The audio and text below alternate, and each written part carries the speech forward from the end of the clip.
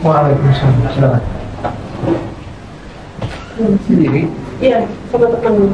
Oh, di Palembang. dari Palembang. Soalnya apa yang jelas? Kemarin itu asam lambung sampai anxiety, cemas, ketakutan meninggal. Belum tinggal. Iya, cemas. Sebab tremor banget itu. Jadi kayak sesak napas, gemeter, pusing, kelingan kayak itu. Sekarang sudah lumayan lebih baik, tapi kayaknya mentalnya kena, kayak masih ada kecemasan, anxiety. Sudah berapa lama? Udah lama, itu dari zaman kuliah 2017. 2017. Udah bolak-balik dokter, UGD aja. Kalau telat makan aku tuh langsung UGD, master. Makanya kemarin teman aku ada kasihan kan, teman aku kurang berobat ini katanya sembuh, dia ajak aku ke sini kemarin. Terus berapa? Nggak kata menurut medis apa? Ya lambung emang. Cuma lambung aja. Lambung, asam lambungnya tinggi. Tapi udah coba dengan pantangan apa gitu. Aku udah pantang semuanya, master. Tapi Dari makan makin pedas, lagi. iya, dari makan pedas, minum teh, sampai minum teh aja aku udah gak berani. Sebab dia habis minum teh, makan nasi goreng itu mual banget, master. Udah kayak orang tua aku jumpu. Ya, karena sebenarnya semua masalahnya bukan masalah di pantangannya, cuma nggak tahu kelemahannya. Mungkin selama ini yang ditekan itu masalah kadar asamnya, tapi tidak pernah diperhatikan kadar gasnya. Mungkin emang sering telat makan, betul nggak? Iya. Kemudian ini lebih sering berada di kondisi ruangan yang suhu dingin, menggunakan AC, jarang ketemu matahari, betul nggak? Nah, apalagi dibarengi dengan kalau kita sering bergadang, ada nggak begadangnya? Ya, itu otomatis double, kadar gas berlebih, kadar asam juga masih berlebih. Jadi gini, kalau kita sering telat makan, apa yang terjadi? Maka perutnya kosong. Kalau perut kosong, kita sering berada di suhu dingin. Apa yang terjadi? Maka gas yang masuk, angin. Masuk angin, itu kalau angin apalagi nggak sedikit boleh kan kalau angin kan. Makin apa ada kan? Ketika angin masuk dalam perut kosong, maka timbullah begah, kembung. Nah, makan jadi salah. Kenapa? Karena keduluan sama angin. Karena kita perebutan wilayah. Ketika perut si kosong dia masukkan, terus makanan masuk jadi serba salah. Makan salah, nggak makan salah, gitu kan? Ngapain kamu masuk deh di wilayah saya, kata si angin, kan? Jadi kita kenyang nggak jelas kan? Itu bisa menyebabkan terjadi luka. Nah, dia telat, nggak ada makanan di sana, ya kan? Jadi mengalami gastritis. Kemudian ketika kita makan, jeleknya kita nih kalau sering telat makan, sekalinya makan langsung banyak, betul nggak? Maka apa yang terjadi? Si lambung bilang, sialan, dari tadi tungguin nggak datang-datang, sekalinya makan dikasih kerjaan borongan. Nah, teroris ya, capek dianya kan, ngambek tuh si lambung, maka bisa mengalami pakanan kejenuhan. Makanya metode yang bagus apa makan harusnya? Makanlah sebelum lapar, berhenti sebelum kenyang. Apa namanya? Nah, di situ kan Nabi ngajarkan itu supaya apa?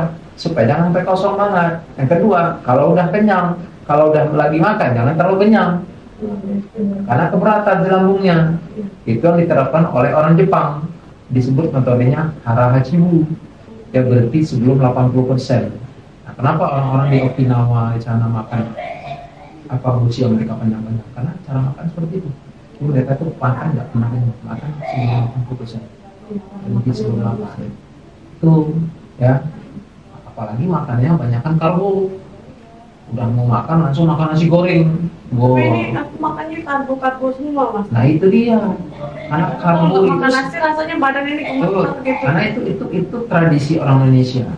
Jadi orang Indonesia itu kalau masalah lambung dia pikir kenapa? Kamu sih nggak makan nasi? Lu langsung makan nasi. Orang tua kan bilang itu makan nasi, makan nasi, ya kan? Makan nasi goreng, makan nasi pakai mie, ya kan? Karbo semua kan? Nah, itu kemudian apalagi kalau giliran makan enak nih, selera makan, maka ikan asin, kemudian pedas misalnya. Nah, pokoknya enak tuh makan kan, nikmat. Tapi akhirnya apa? Makan nasi doang, gizi proteinnya nggak ada. Wow, enak makan banyak, kan? Itu sangat bermasalah ke lambung. Hati-hati, itu karbo, ya kan? Terus makan roti-roti, tepung, ya kan? tepung olahan, daging olahan. Nah, itu sebenarnya banyak bermasalah lambung kita. Nah, selama makanan tersebut juga mengalami kelebihan. Jadi sebenarnya kenapa bisa terjadi? Karena saya nggak melarang makan itu harus pantang. Enggak, sebenarnya makan tapi nggak berlebih. Nah, kasus masalah panas ketika masalahnya berlebih, kita boleh aja makan mie instan sesekali boleh. Terus makan pedas boleh, tapi nggak boleh terlalu pedas. Ya nggak? Karena kalau terlalu pedas, maka lambungnya panas, ya kan? Bisa mengalami, apalagi kalau biji cabai itu kan, makan cabai itu kan, kalau pedas itu biasanya biji-biji yang masih kelihatan itu kan pedas banget. Nah, pedas itu cabai apa? Bijinya apa cabainya?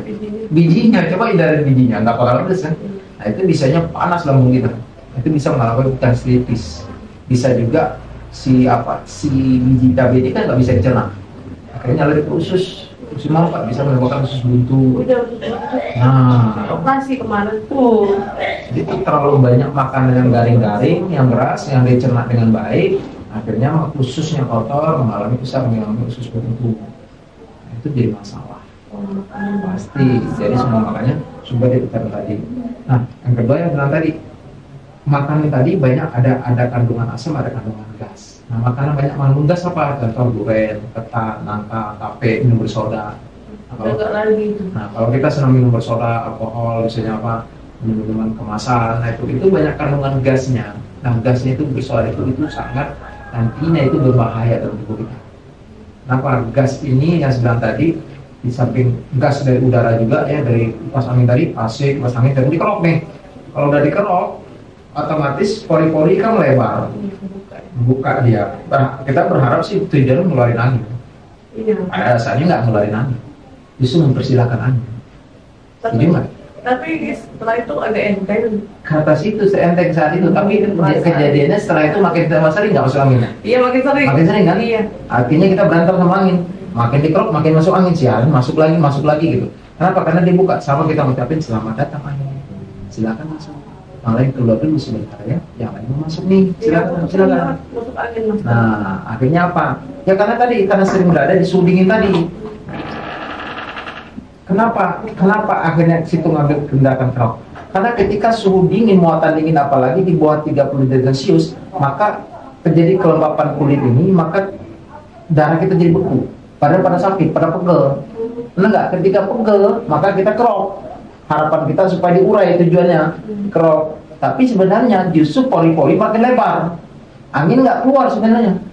Karena angin itu kalau udah masuk, dia menyusup, bisa masuk kalau ke dalam, dia udah nggak bisa keluar ke pori-pori.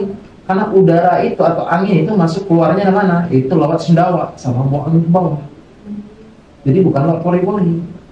Gitu loh. Pori-pori itu kita seperti katup nantinya. Kita kerok, katup, buka, dia masuk, nutup. Udah dia keluar ke mana? Harusnya buat buang ke bawah, buang angin dalam ke sendawa. Nah, apalagi kalau seandainya, makanya sering sendawa, buang angin itu lebih bagus. Jarang. Nah, kalau nggak bisa sama sekali itu lebih berbahaya. Makanya pusing terus. Pasti. Kenapa dia boleh katakan berbahaya? Karena si angin atau gas tadi sudah kelamaan itu membentuk busa dan lendir. Menguai lama-lama membentuk busa dan lendir, dan itu numpuk di saluran esopagusnya. Banyak lendir kan? Kemudian fesesnya, BAB-nya jadi keras. Nah, BAB jadi tidak lancar, ususnya kotor, akhirnya buang angin bawah pun susah, mampet. Berkeliaran tuh udara di dalam tubuh kita, gas tadi. Ya, udah banyak lendir, banyak gas ini akhirnya lama-lama dia bisa menyusup ke jantung. Ketika dia menyusup ke jantung, kemudian di situ lama-lama bentuk lendir, maka otot jantungnya dia tidak bisa memompa darah atau menyusul ke paru-paru sendiri. Karena paru-paru udah banyak cairan, otomatis si paru-paru tidak bisa mensuplai oksigen ke si jantung, di mana oksigen bisa disalurkan ke pembuluh darah ke seluruh organ tubuh kita. Nah, kalau kebayang dong, kalau seandainya otak kita ini, saraf kita ini kekurangan oksigen. Nah, maka apa yang terjadi? Kurang konsentrasi, kurang fokus, semangat, betul nggak? Iya. Sering lupa, betul nggak? Lupa banget ini. Lupa pasti, karena kekurangan oksigen, kayak si saraf dan otak, karena nutrisinya juga kurang, saraf otaknya, karena aliran darah tidak lancar. Apa yang membuat dia terancam? Karena ada gangguan di jantung tadi, paru-paru tadi, otot jantungnya, atau gangguan secara langsung di pembuluh darah sendiri. Sering dikerok, muatan dingin datang, maka lapis di bawah lapisan kulit pembuluh darah kita tadi mengalami namanya kontriksi pembuluh darah. Apa kontriksi itu? Artinya terjadinya penciutan atau pengecilan dimensi pembuluh darah. Karena muatan dingin tadi, ya, nah, dia menciut, maka otomatis tekanan darah terjadi, tekanan darah yang terlalu tinggi, maka si otot jantung terlalu berat untuk memompa darah. Nah, akhirnya apa? Kita karena darah tidak disalurkan dengan baik, kita bisa kekurangan oksigen, asam aminonya jadi kurang, ketopanya, nutrisinya jadi kurang dari saraf otak. Maka disitulah panik, sesak, buka bahkan tremor. Betul? Benar nggak? Tremor dari mana? Dari sini, dari saraf, bahkan kejang. Maka lihat di lemes juga ini. Di kita pernah lihat kan? Ada pasien yang kejang 6 kali sehari. Dan itu kata dokter apa? Kekurangan oksigen, penyebabnya apa nggak tahu. Saya tanya kebiasaannya, sering di ruang ber-AC nggak? 24 jam dikerok, iya, ya kan? Sering di 24 jam main gadget gitu kan? Akhirnya apa? Saya pegang kepala itu banyak gas lendir semua. Setelah dikeluarkan bersihkan apa? Alhamdulillah sampai sekarang kejangnya begitu. Kekurangan oksigen yang sama.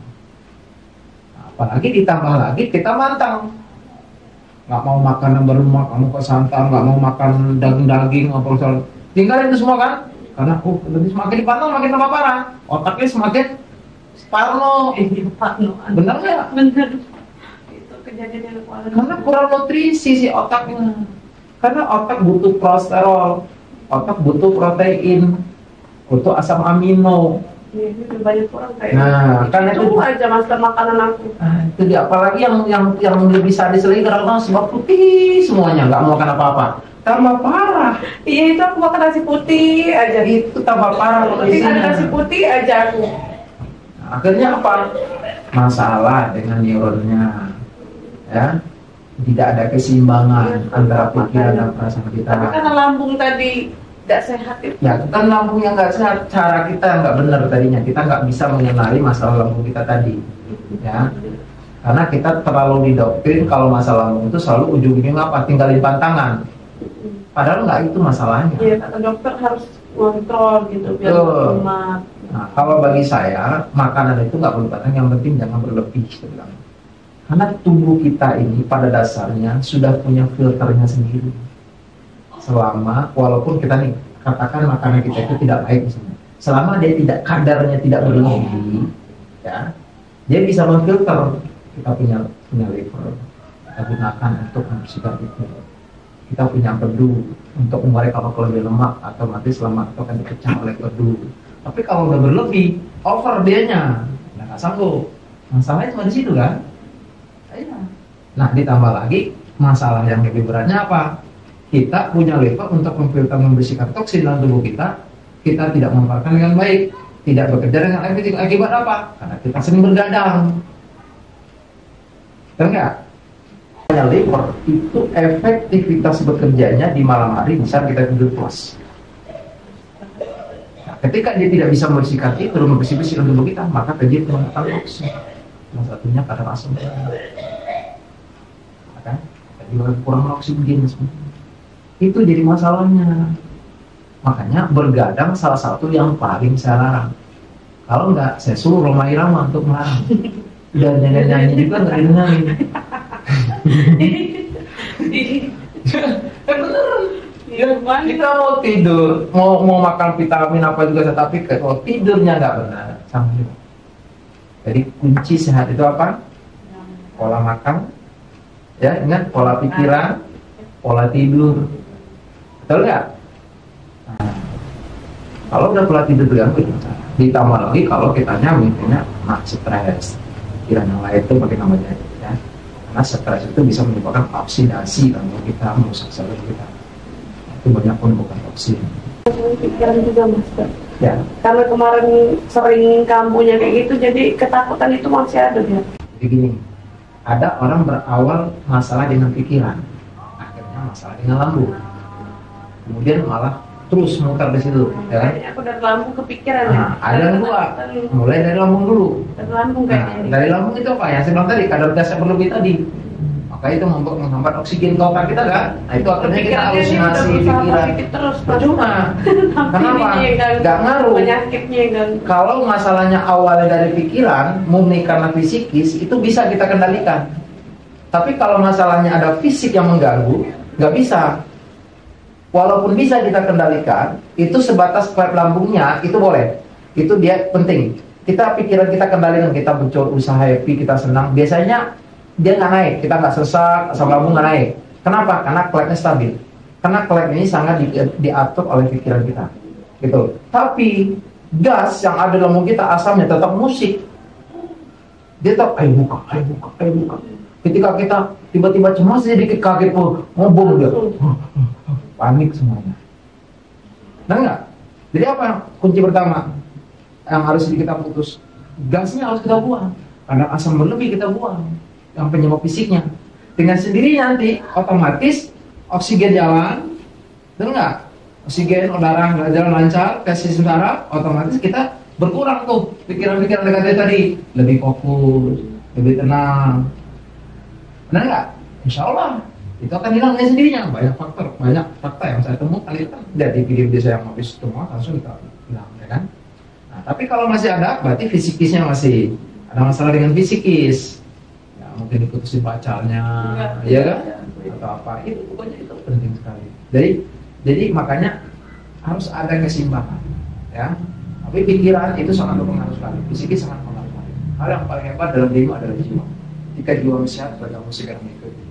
Tapi secara fisik, setelah kita bantu terapi pertama, ada perubahan dong? Ada perubahan. Ada perubahan. Banyak perubahan. Banyak perubahan. Selanjutnya apa? Lebih enteng, terus juga lebih tenang. Lebih tenang. Lagi Tuh. makannya sudah bisa yang Lebih normal ya. Kalau kemarin Nggak sama sekali. kayaknya kayak makan kuah-kuah aja nggak ada Air putih aja bawaannya takut muntah gitu. Iya. Kuah-kuah maksudnya yang nggak, misalnya kayak kuah bakso itu gitu ya. nggak pernah pakai cabai. Nggak pakai cabai itu masih takut. Takut. Nah, Sekarang udah berani. Udah berani, udah mulai aku tambah dikit. Betul. Karena kuncinya udah dibersihkan. Karena selama ada toksin dalam tubuh kita, dalam perut kita, kalau nggak dibersihkan, kalau hanya mengandalkan obat-obatan, cuma pereda doang, ya nggak ngaruh. Akhirnya makan pedas sedikit masalah. Iya, ini enggak lagi. Makan yang asam dikit masalah. Tadi udah makan pedas ya? Nah, sekarang nggak masalah kan? Nggak masalah. Tapi nggak salah apa? Nggak boleh berlebih, itu aja kuncinya. Jadi orang kalau udah sehat, dinyatakan sehat itu bukan berarti dikatakan, oh kamu udah sehat, tapi nggak boleh makan ini ya, nggak boleh makan itu, yang belum sehat. Tapi kalau saya cara membuktinya apa? Setelah sembuh, dikatakan, oh udah bagus nih, coba makan ini. Oh aman, berarti sehat dong namanya. Betul nggak? Diuji ya nggak? Tapi nggak boleh berlebih. Suka batuk-batuk juga nggak? Nah, batuknya itu sering malam-malam tuh batuk dokter lagi, master ya. Tapi susah sembuh batuk. Ya, kenapa dia bisa batuk menahun gitu? Itu yang disebut dengan karena gas tadi. Karena udara, jadi asam lambung itu tidak bisa masuk ke paru-paru. Dia nggak bisa masuk ke jantung, bisa lain. Tapi kalau gas dia bisa masuk ke paru-paru, dia bisa masuk ke saluran nafas. Karena gas itu halus. Nah, ketika masuk ke saluran bronkonya, nanti lama-lama bentuk busa dan lendir. Nah, ketika dia berlendir busa lendir di situ, maka terjadilah batuk-batuk sebagainya. Dan bisa berkembang bakteri di situ. Ya, makanya kenapa nanti metodenya kita batuk keluar darah terus, ya. Insya Allah bersih. Termasuk orang kenapa orang asma, TB, ya kan? Asma itu banyak penyempitan saluran nafas. Nah, itu terdapat banyak lendir biasanya di situ, ya kan? Ketika keluar kan tidurnya tadi bengek, orok, nggak bisa, tidurnya kan? Nah, banyak. Ketika saya keluarin lendirnya, tidurnya enak loh. Oke, kita lanjut ya. Langsung aja ke Master Herul.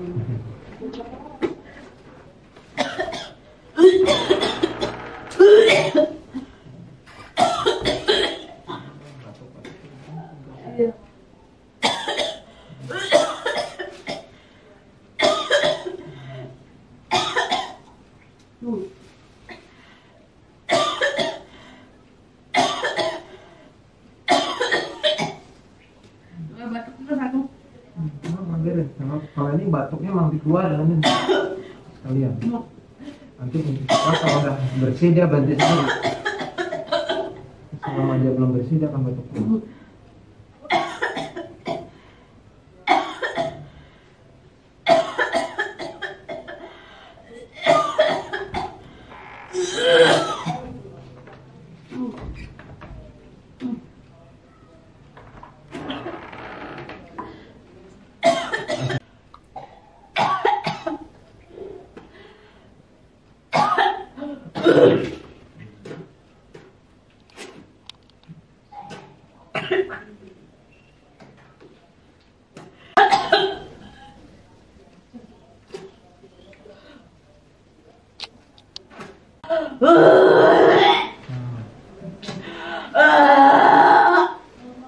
Gas sekarang ya, suara gas.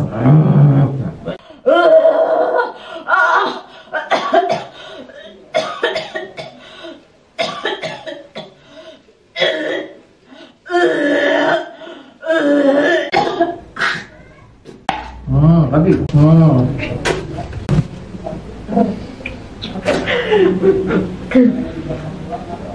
Aduh. Lagi yuk. Tarik nafas lagi. Tarik lagi. Apa yang dirasa? Coba ceritain. Sebelumnya apa yang dirasa? Setelahnya apa yang dirasa? Kalau kemarin kan agak berat. Berat gimana itu? Di pundak berat, kepala pusing, migrain, banyak minum obat. Lebih enteng, terus penglihatan juga lebih terang. Tadinya mata buram ya, terus kayak ngantuk terus, kurang fokus, cemas berlebih ya. Yang paling penting ya, cemas hilang, udah mulai berkurang nih ya. Sudah mulai tenang. Oke, sip, mantap. Nah. Makasih Mas. Ya, selamat.